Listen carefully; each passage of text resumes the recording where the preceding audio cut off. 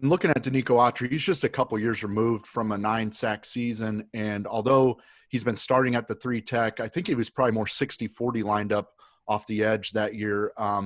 Now that DeForest is kind of anchored in at the 3 tech, how big of an asset can Danico be, not only inside, but coming off the edge? And is there anything you can do to kind of get back to that 2018 level of consistency? Well, I mean, I didn't really coach him in the 2018, so I can't really reference that as much as I can just talking about where his potential is and skill set right now. I mean, he's got a lot of versatility, obviously with the ability to play inside and outside because of his physical traits, length, power, explosion, those kind of things. I think that, getting him caught up outside because he has played, primarily inside these last couple of years, getting him caught up outside with the timing, his timing, hand placement, footwork, reaction time to tight end tackle versus a tackle guard. All those things just takes time on the grass. But I think I agree with you, Andrew. I think he can be a valuable asset to us, and really having the other guys on the field with him will have as much to do with him, being able to be a very, very productive player, whatever that is, maximizing the skill set and making plays. Again, numbers comparison, I don't really get into that. I get into more, is he playing to the best level he can play? And I certainly anticipate that. Zach Kiefer. Hey, Coach. You've done this for a long time on the D-line, bunch of different spots, bunch of different levels. Justin Houston has quietly been one of the best pass rushers probably of his generation. And I know you haven't been through a season with him yet, but you've been in the room and you've seen him on the field. What's his secret? How does he do it? And what have your impressions been of this guy the first couple months? Well, it's been consistency. I've been really intrigued with Justin over the years. Like you said, he's been a really consistent player. I don't know how quiet that's been. I mean, when you have almost 100 sacks, it's tough to whisper about a guy. He's quiet when he talks to us, I'll say that. Yeah, I mean, I've been around some loud guys, some guys that the league certainly recognizes a little bit more than Justin, but the league understands who Justin Houston is.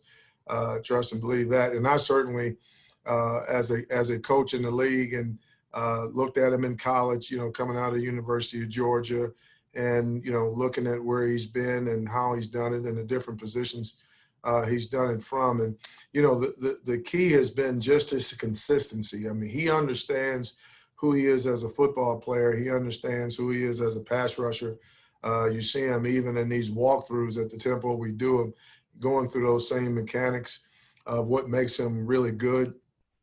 He's a guy that's very much like a lot of the other great pass rushers I've been blessed enough to been around.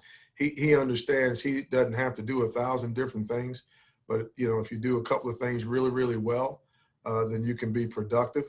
And he's, and I just see that from him every day. So long answer to your question with a short answer is the thing that I think's made him special over the years is just a consistency of his technique.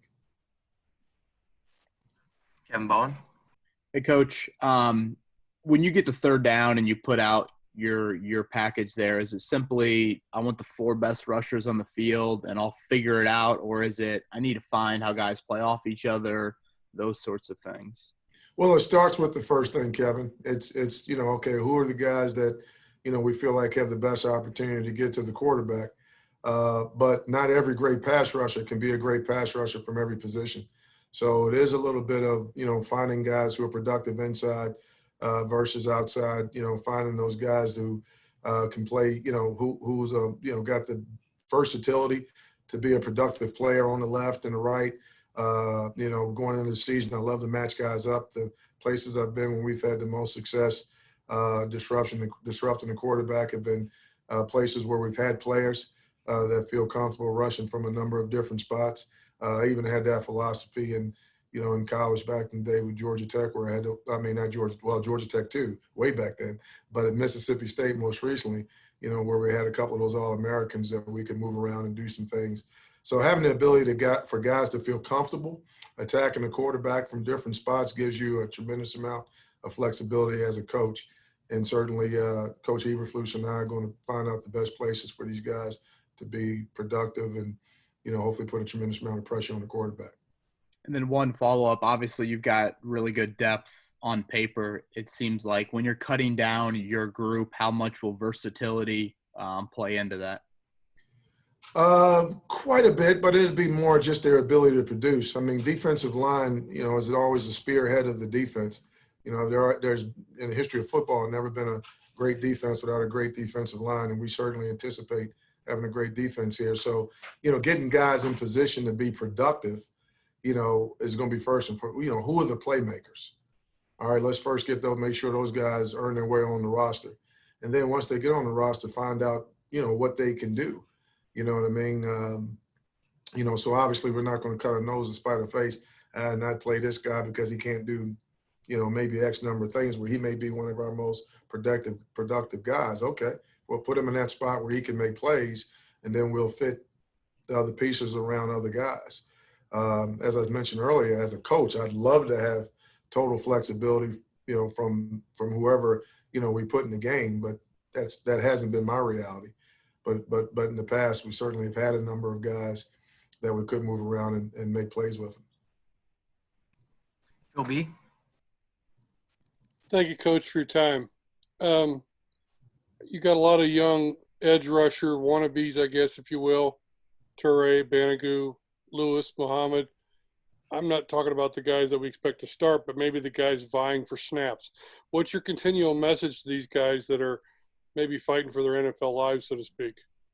Well, that's a great question, Phil, and I addressed that immediately because not only them, we also have a number of guys in the room who obviously on one-year deals. I know you guys track all that stuff. And the most important part for us to be an effective front is cohesiveness. And the best way to be cohesive is if everybody can be kind of doing the same thing.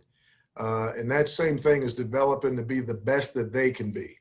Okay, not looking over their shoulder, not counting snaps, not comparing what they're doing to the other guy, because those are all distractions. And as an NFL player, and I think really at any level as a player, you can't achieve the best. You can't maximize your skill set, maximize your opportunities, take advantage of your reps and all those other things, time on the grass, time in the meeting. You can't maximize all those opportunities if you're distracted by, okay, what if? Because bottom line, they can't control the what ifs. All they can control is the ifs. If I become the best I can be, then I put my best foot forward, and then the results are what they are.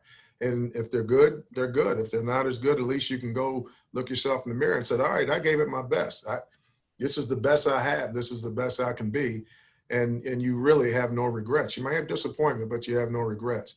So that's the message I gave to those guys is like, you can't control any of that other stuff. So don't think about it. It's absolutely a meaningless distraction. Concentrate on you perfecting your craft, developing your skill set, understanding the what's and the whys, and do it every day. Do it every day. Quick follow-up. Are you as excited as some of us to see DeForest Buckner take on Quentin Nelson in practice?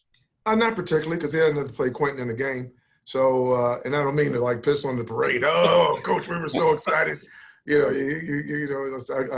I sound a little bit like my wife makes me guilty of all the time. She calls me the wet blanket sometimes. I got all daughters, and they get all jacked up. Dad, yeah. And I'm like, oh, that's nice. She kills me on that all the time. So I just wet blanketed you again, Phil. But no, now I am excited about having the opportunity every day to work against our offensive line. And I think I remember Buck actually, talking about this. One of you guys may have asked me that question before. When you get a chance to work against a really good group, a really talented group, you get better or you get beat, and we're not in the habit of getting beat. So, and neither are they.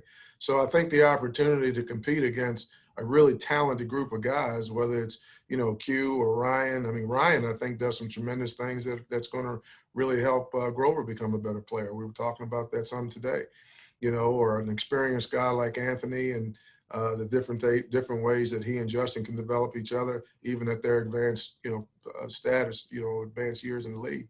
That helps. Iron sharpens iron. And I believe somebody even said that in one of your interviews, and I believe in that. That part gets me excited. The Buck versus Q, maybe that happens, it happens, but the overall excitement of our defensive line getting a chance to work every day against a really talented offensive line, that does get me excited. Thank you, Coach, for the wet blanket. After all of that, it's still a wet blanket. Oh, it was a good answer. It was a good answer. I'm not complaining. It's cool. You keep it real. I like that. Yeah, well, I'm gonna do that. That will happen. We'll do two more. Joel Erickson. What's your impression of the way Kamoko Toure is recovering and progressing? And I know he's been working a lot with Robert Mathis during the offseason. So just what's your impression of how he's doing?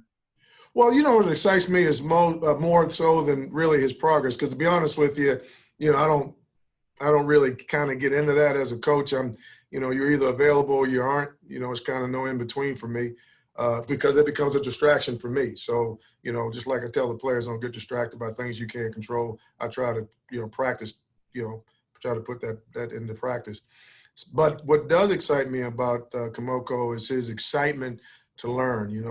Obviously as a coach, you challenge yourself every day to try to make guys better every day. And that means, teaching them something they may not have had before or giving them a different perspective on things.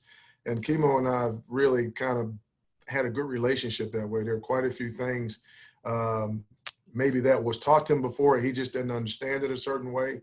And there seems to be a little bit of a light coming on with some things to the point where he's actually excited about getting out there and using some of those things. There were some things about his game that I thought he could improve, and having a chance to point those out and having him actually understand them, I think, was really exciting to me. And I'm looking forward to seeing if he can really, apply them. Obviously, understanding one thing, sitting comfortably in a chair, is a lot different than putting your hand in the dirt, getting ready to go against a 300-pounder. So, seeing his application of some of those things are the things that I'll definitely look forward to. But his excitement about learning those things are the most exciting things right now to me about Kimo. Go last question, Ken Sterling. Hey, Coach, how tough is it to balance rotating a bunch of guys in the D-line with allowing guys to develop a rhythm and kind of establish a dominance over an offensive lineman, a counterpart? I love that question because it's preferenced on what I'm hoping to do, and that's establish dominance. If we do that, then it becomes really easy because, that old thing about, I use a phrase with the guys, hey, everybody needs to prepare. Again, goes back to the first thing or one of the questions I answered earlier, be the best you can be and prepare to play like a starter, because if you're on the field, you are. They're not going to let us play with 11 plus the backups. We got 11, right? So if you're on the field, you're one of those guys, whether it's in the, first play of the game or the, seventh play of the game, it doesn't matter. You got to play. So if we're dominating the line of scrimmage and that rotation is helping us do that, then it really becomes an easy thing for me. I mean, and I played a hot guy. This isn't, as someone mentioned earlier, I've done this a while. This isn't my first rodeo. So we get into those, money downs, money situations, third down, red zone, certainly fourth quarter, close game. Then we're playing the hot guy. And if that hot guy, hopefully that hot guy is still fresh. And if so, then I've done my job and those guys have done their jobs. And, so I'm telling you right now, if you're, you asking, hey, why so-and-so not in the game in the fourth quarter? Oh, what's that crazy old dude over there doing? It's because the other guy was hot. You know what I mean? I mean, he was hot. I mean, hot is how you play, not how much you're getting paid. It's what you do, So, I mean, in those situations, and we'll find that out by rotating, who is actually producing. That's your day, man. You're that guy. You got that other guy's number. So, my job is to put the best front out there. And sometimes those situations can dictate that. Thanks, Coach.